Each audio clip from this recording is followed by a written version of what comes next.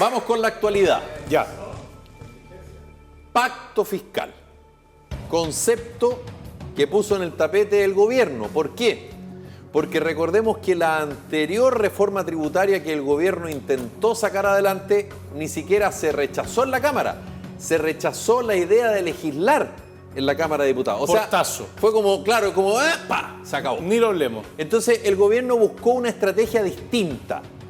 Yo lo he dicho en este programa, perdón por decepcionarlos y perdón a los políticos y a los empresarios por develar ciertas cosas que se hacen pero que no se sabían. Siempre los gobiernos, y cuando digo siempre, escucho bien, siempre los gobiernos se han reunido con los grandes empresarios para buscar una reforma tributaria cuando el gobierno de turno lo quiere hacer. La única diferencia fue que ahora se hizo de manera pública, no se hizo de manera privada. ¿Y por qué se hizo de manera pública? Por una razón muy simple, porque el gobierno sabe que no tiene los votos en el Senado. Y con esto lo que está buscando es allegarse a los empresarios y buscar por ahí el camino para establecer una reforma tributaria que le satisfaga y que pueda cumplir sus promesas. Para que los empresarios, que muchas veces son los que financian las campañas políticas de los diputados senadores, lo llamen al orden y digan, oye, por eso la reacción, lo que te estoy diciendo, la reacción que hubo por parte de la derecha. La vieja política, dijo. El gobierno utiliza tácticas de la vieja política. Los empresarios no tienen nada que ver con los partidos políticos. Sí. Sóplame este ojo y sóplame los dos. Pero bueno, yo estoy tratando un poquito de explicar cuál es la lógica. Ahora, usó un argumento yo que le están criticando un argumento, que fue el que dijo un poco menos. Sí. Después no digan que no advertí claro, que era un pero eso ¿por qué ocurrió? Eso no amenaza, ¿Eso por qué ocurrió?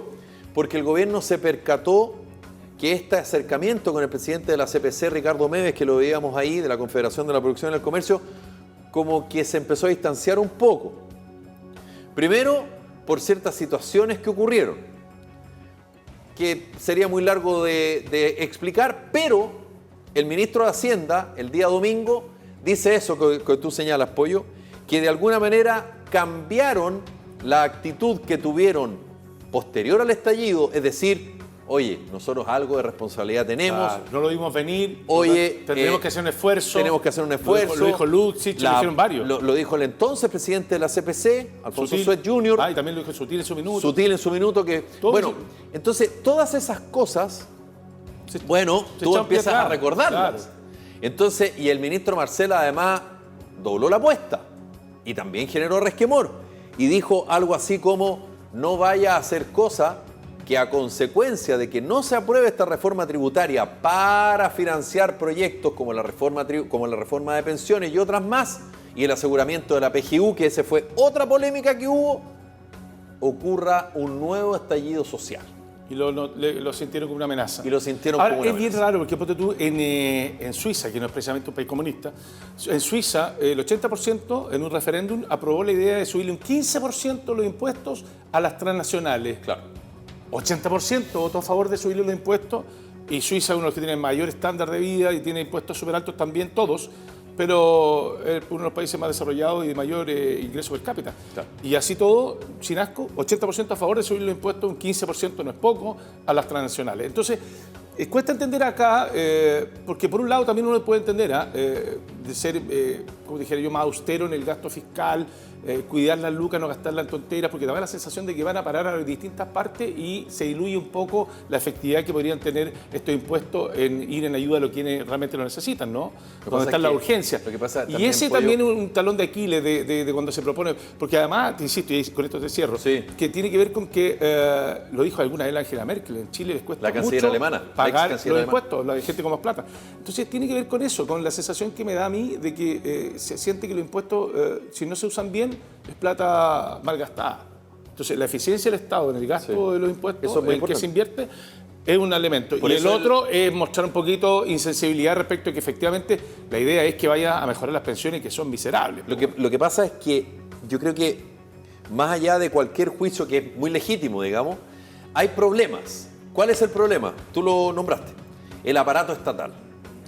Yo te aseguro, te apuesto doble contra sencillo, que el aparato estatal en Suiza es mucho más chico. Y eficiente. Y eficiente. El problema en Chile es que hay mucha gente y es deficiente. Y lamentablemente debo reconocer algo. A la oposición y al empresariado el gobierno le entregó en bandeja el tema de democracia viva. Pero claro. Oye, andan regalando 426 millones a una fundación que tiene vínculos con la vicepresidenta de la Cámara y que fue presidenta del partido, y resulta que ahí hay un negocito y son 426 millones de pesos. Entonces, para eso utilizan este argumento, que yo sé que es un eslogan, pero cuando pasan cosas como la que estamos hablando, hacen sentido. ¿Para eso quiere la plata, ministro? Ya, pero también hay ¿Te das otro, cuenta? pero por eso hay otro argumento, que los empresarios siempre van a decir, oye, fomentemos más... Perdona, te interrumpo cortito. Sí. Y en contraparte, lo que tú dices, los que tienen más dinero, con mayor fortuna, tienen más herramientas para evadir o eludir que el ciudadano común y corriente como nosotros. Muchos no tienen la plata ni siquiera en Chile, hombre. Y siempre, Pollo, Paraísos siempre fiscales, han Panamá. pensado, claro, me parece, y siempre han pensado que como ellos son generadores de riqueza, Con eso están. no tienen por qué pagar impuestos. Yo no estoy diciendo que esté Bueno, bien o pero, mal, pero es estoy el diciendo argumento que están dando ahora. pensamiento. El empresariado dice, lo que hay que lograr es mayor crecimiento, y con mayor crecimiento va a haber mayor recaudación de impuestos, y por lo tanto sí se puede. Y por otro lado, entonces, cuando la situación económica no lo permite, están diciendo, oye, no es el momento de subir impuestos. Pero también cuando se está ganando y digamos, hay vacas gordas, no vacas flacas, también dice lo mismo, no es el momento de subir impuestos. Mire que vamos caminando. Sigamos por el claro, camino, porque no interrumpamos el crecimiento porque no hay a hacer a cosas, través del cobro de impuestos. Porque no hay a Entonces hacer cosas, nunca es la posibilidad, claro, nunca es el momento. Porque no hay a hacer cosas que hagan lo que hizo Bachelet 2 y trancó la inversión. Claro, a eso es lo propósito que de la reforma tributaria de Bachelet 2, ¿te acuerdas? Pero tú además veis las utilidades que obtienen son enormes, gigantescas. Ah, bueno. Entonces tú eso... empiezas a decir, oye, no es que estén saliendo para atrás, o no es que con esta alza de impuestos le vaya a provocar una quiebra, un efecto de dominó de las quiebras de empresas porque es lo que le subió el impuesto. No. No me quiero citar a mí mismo, pero como yo siempre lo digo, acá un proyecto no es bueno o es malo per se. Acá los proyectos es, si están los votos, se aprueban. Si no están los votos, se rechazan. Y por ahora tengo la sensación, mi querido Pollo, tengo la sensación, sin temor a equivocarme, como dicen los ciúticos, no hay agua para la piscina. Tamaño problema para el gobierno. Porque hay que insistirlo, como lo dijimos en el gobierno de Piñera 2 y lo digo ahora en el gobierno del presidente Boric. Cuando tú no tienes los votos y necesitas sacar adelante proyectos, tienes que negociar, que le ha ido bien a este gobierno en algunas cosas, pero cuando te hace el amurrado, cuando empiezas a tirar frases para arriba, pero más, no te sirve. Recordemos que la mejoría el de poder de negociación. Pero recordemos además que la mejoría en la pensión general universal, pensión garantizada universal, la PGU, la pensión garantizada, fue una idea de Piñera. Sí, pues. Y Piñera la instaló, la puso, pero sin tener claramente los recursos para poder financiarla. Bueno, eso lo heredó finalmente este gobierno. Se generó una polémica con respecto a eso. Y Mario Marcel dijo, oye, perdón, esto no lo producimos nosotros, pero tenemos que financiarlo. Nos dejaron el cacho y tenemos que buscar cómo hacer la plata. No fue tan así. Lo que efectivamente pasó es que se aprobó, pero no tenía el financiamiento per secula per seculorum. Claro. Tenía su primer año.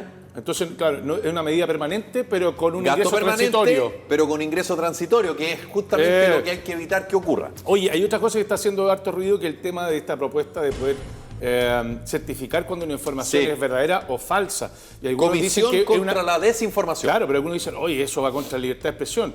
No, va contra la libertad de decir cualquier barbaridad y que nadie te la pueda cuestionar, y vos sostener ahí a través de fake news e instalar en la opinión pública una idea que puede ser absolutamente falsa y no tener ningún castigo ni... O sea, estamos hablando de que una cosa es libertad de prensa y la otra es decir cualquier tontera. Claro, lo que pasa es que tal como no sé si tú tuviste la posibilidad de ver la entrevista a la ministra de Ciencia, que es la que va a estar a cargo de esta comisión. Tiene que ver con eso. Ella explica varias cosas, pero es interesante el punto respecto a la realidad actual. Hasta hace 15 años, más o menos, Pollo, corrígeme tú con los tiempos, existía la televisión, la radio, la prensa escrita. Y cada uno de esos medios de comunicación masivos tenían sus entes reguladores, unos más restrictivos que otros. Y una ética y una responsabilidad editorial de acercarse a la verdad. Y si tú cometías, como periodista digo, alguna falta o algún delito, estaban los canales bien claritos, digamos. Y los medios, hay que decirlo, el colegio periodista. Nos Nos mandamos condoros, sí, pero nos cuidamos. ¿Por qué? Bueno, porque los medios de comunicación también tenemos jefaturas. Sí, pero además y las jefaturas te marcan un terreno. O sea, no se trata de censura, que se entienda bien. Ahí por último hay ciertos márgenes. Por último, ahí de verdad son errores, pero no hay claro, intencionalidad. Lógico, pero tú te puedes mandar un condoro. Pero cuando hay intencionalidad de querer instalar una idea que sabéis que es falsa, pero que te sirve a ti... Obvio, pero el problema es que hoy, por eso te decía, si son más o menos 15 años, existen medios a través de las redes sociales, medios digitales. Y las redes sociales no tienen control, la misma legislación y control que tienen los medios tradicionales. Entonces, lo que explica la ministra, yo aquí no estoy haciendo ninguna defensa, yo con suerte me defiendo a mí mismo, lo que ella explica respecto a quienes tienen temor sobre que esto sería una manera o un ente controlador, es que primero no van a ser designados por colores políticos, sino que van a ser académicos, que se van a dar a conocer en julio. Sí, claro. ¿Ok? Lo primero. Lo segundo, que son personas que tienen que tener credenciales académicas. Y lo tercero, no va a ser un ente censurador. No es que te diga, Pollo Valdivia dijo tal cosa, tú tienes que cambiar lo que dijiste porque si no te caen las penas del infierno. Para nada. Es solamente una entidad asesora. La gran pregunta que a mí me queda con un signo de interrogación gigante en esta entrevista que le hicieron a la ministra de Ciencia en la tercera PM en el día de hoy es, entonces, ¿para qué se crea este organismo? A mí no me queda exactamente claro. Claro. Entiendo lo que ella quiere decir que no va a hacer, pero lo que no entiendo en rigor es para qué existe la creación de esta Comisión para la Desinformación. Y le pregunta a la periodista de manera notable, ¿por qué el Ministerio de Ciencia? Bueno, y ella dice, comprender la desinformación como un elemento que debilita las democracias. Y una de las funciones del Ministerio de Ciencia es poder hacer este vínculo entre el mundo académico y el mundo de las políticas públicas o lo que ocurre en el gobierno o en el Estado. Y la desinformación, agrega, es un fenómeno social, eso es cierto, que lo estudia la antropología, la sociología y la economía. Es decir, es un problema global. Sí, y eso es verdad. Lo hemos visto con fotos del Papa. Sí, no. Mira lo esto burdo. tiene que ver con Bueno, el advenimiento ahí de la hay una inteligencia desinformación. artificial, pero también tiene que ver con lo que está pasando en muchas partes del mundo. En Alemania hay una advertencia que los grupos de ultraderecha son una amenaza para la democracia y son los que tienen mayor también capacidad a veces y recursos para instalar a través de la fake news o de bots, sensaciones de una realidad que no existe y aumentarla. Claro. Entonces, la opinión pública... Y eso a través de las redes sociales, porque es el peligro. El mayor consumo de información, guste o no, lo que pasó es en las redes sociales. Lo que pasó en Estados Unidos, la toma del Capitolio. Todas esas cosas fueron generadas también, no por los diarios, fueron generadas por redes sociales, donde además hay una libertad absoluta. Pero vamos a otro tema que a veces es súper interesante. Y para cerrar lo de la Comisión contra la Desinformación, que dice relación con que la ministra Vallejo no va a tener nada que ver con esto. Porque acuérdate que en algún minuto se dijo, el Ministerio de Secretaría General de la Claro, es como una gobierno. forma, como decía, hay un Ministerio de Censura. Claro, no es. Y no va a tener, digamos, injerencia, porque hay que decirlo, este canal de televisión en Chile y los otros canales de la señal abierta tienen una legislación. Sí, pues. Y tienen un control, y tienen un ente. Hay una Anatel, y esta comisión no va a tener un suprapoder, o sea, está además, por eso. Y está el Consejo de Ética de los Medios, en fin. Ahora, yo como soy mal pensado y soy periodista y ando puro sapeando, yo voy a estar ahí a la guaite por lo que pueda pasar. Ya, tú querías cerrar con algo. No, es que ya estamos encima, pero tenía que ver con, lamentablemente, ya se supo el destino de los 5 exploradores que querían llegar, y parece que llegaron hasta el Titanic. A 4.000 metros de profundidad. Claro, probablemente fue una implosión, ¿no? Implosión, claro. Claro, esto no aguantó la presión, quizá tenía alguna falla, una fisura. Y tú sabes que de las cosas increíbles... Encontraron los restos en el fondo marino, a un costado del Titanic. La esposa, una tataranieta de 2 personas que murieron en el Titanic, su marido iba en el Titanic. Bueno, pero cosas increíbles. Los riesgos de este turismo de élite, que a mí que le llaman. Y yo creo que, a propósito de lo mismo, se abre una interrogante bien interesante respecto a las medidas de seguridad ¿Y qué tanto? ¿Y cuántas veces podía hundir el mismo submarino? ¿Cuántas veces va a aguantar? En algún minuto iba a colapsar. Y con las condiciones en que iban, eran condiciones bien, no voy a decir precarias, ya encontraron pero... el edificio que era el tamaño de un furgón. ¿Dónde Sí, y arriesgada. No, seguro. Y ya se había perdido anteriormente.